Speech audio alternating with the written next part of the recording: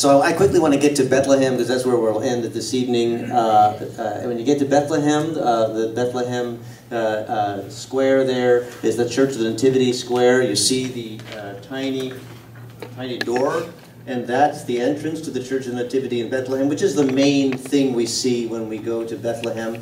A lot of people a lot of Christians write a lot of stuff about what they call the door of humility, how you have to bend down to get into the church, and how it's a symbol for Christian humility and all this. In reality, that door is like that so that people didn't ride their horses into the church. So, we make symbolism sometimes a little too much. But there's the door. Is that same guy again standing there? Yeah. Okay. This is inside the church. And the church you're looking at here is not the original church. This was rebuilt in the 530s. The first church was destroyed. The first church was built in the 339 or so during Constantine's reign. Constantine's mother was the one who ordered the church to be originally built. This one is the later version by Justinian, and you see the main hall. This little hole here in the ground is there, however, because below that there are still the mosaics of the church during Constantine's reign. And it's interesting to see that. That's a picture of the mosaics that you can see, very well preserved still. As you go down into the grotto under the church, this is the place that they locate as the cave in which Jesus was born, and so that's the reason that the Church of the Nativity is there. They're surmising that the stable was actually a cave stable under a house, and that this location here is associated with that. Remember, we saw that as a possibility. That's what it looks like when you go down there. That little star is the place that they say where the Nativity took place inside the church. I want to show you just a little bit of this video, and then we'll move on. There's just the first little bit here. Let me see if I can move it along. Original that Helena built or had built has been remodeled over the years, but anyway, it dates back to its origins in 327 AD, so it's a very, very old church. So this marks the place where Christ was born, and we have no reason to doubt that. There were thousands and thousands of witnesses of Christ's birth, the apostles who knew the story. Christ appeared to over 500 after his resurrection, so the traditions, the word of mouth, the oral, the secular writings, it was just rich. Helena did her homework. So anyway, this is the believed place of the birth of Christ, and we have no reason to doubt that whatsoever. So we'll look at a few things in this video about the Church of the Nativity, where Jesus Christ, the Lord of glory, God came and dwelt in flesh. Right here is where he was delivered. Absolutely amazing to think about that. Well, let's go inside and take a short tour. We're going in the Church of the Nativity here. You have to get way down low because you had to be humble. I wanted to make a comment here on the video. You can see that this place is under renovation, and like many places in the Holy Land, these places don't last forever, so they just continue to redo them. So some of the buildings are rather new, some of them are older, but this is how it works. They just continually, over the hundreds and hundreds and hundreds of years, just keep remodeling and sometimes tear things down and redo it. So we're in the Church of the Nativity, and you can just see how it works under renovation. Now, the Church of the Nativity is actually two churches side by side, one Roman Catholic and the other Greek Orthodox. The part of the church where most people enter is under Greek Orthodox control.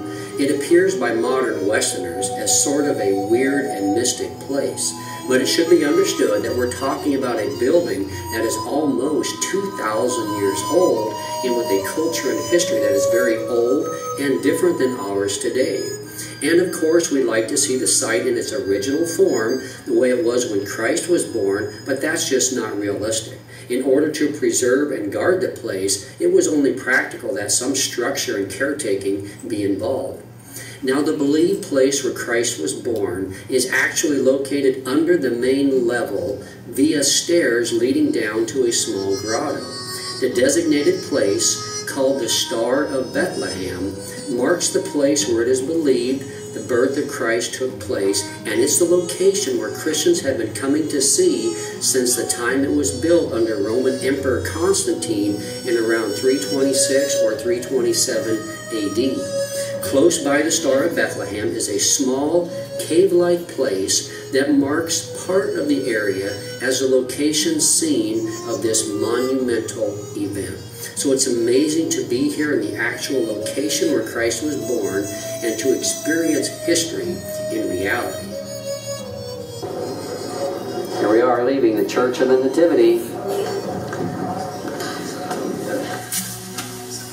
Look at a few things in this video about the Church of the Nativity where Jesus Christ...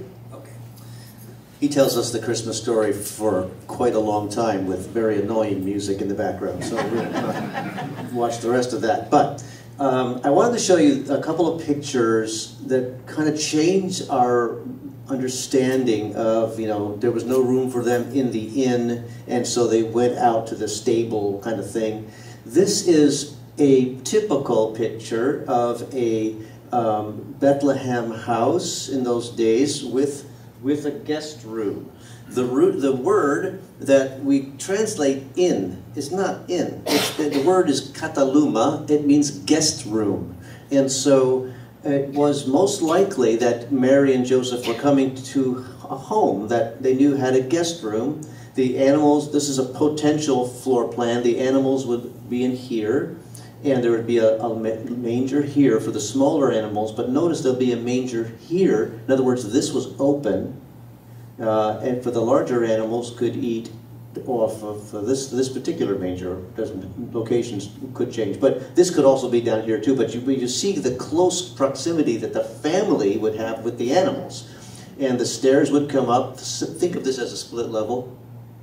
And you have your family room here, your living area, and there'd be a guest room, the kataluma. But in the Christmas story, the kataluma was all filled because all the people were there to come and register for the tax. So this is a typical potential construction.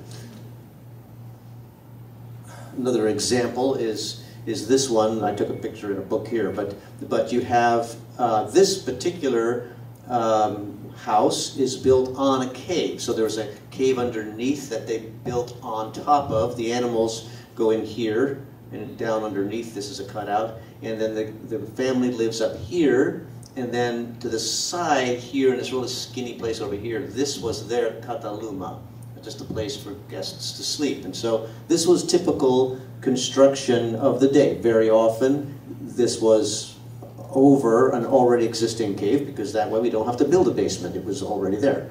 And so when they say that Jesus was born, that the stable was actually a cave-like structure, it's very possible that that is indeed the case, because this is common construction in the day. We've westernized that in our nativity scenes to use the Western style barn and so forth and so on, but that's you know, not what the experience was like.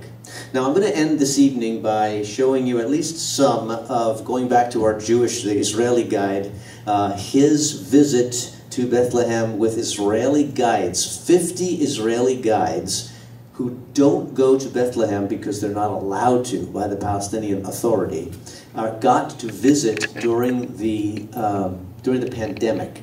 And so he took this video of and this shows you a more modern version of Bethlehem. So just to give you a sight for what the town is like. Hi everyone.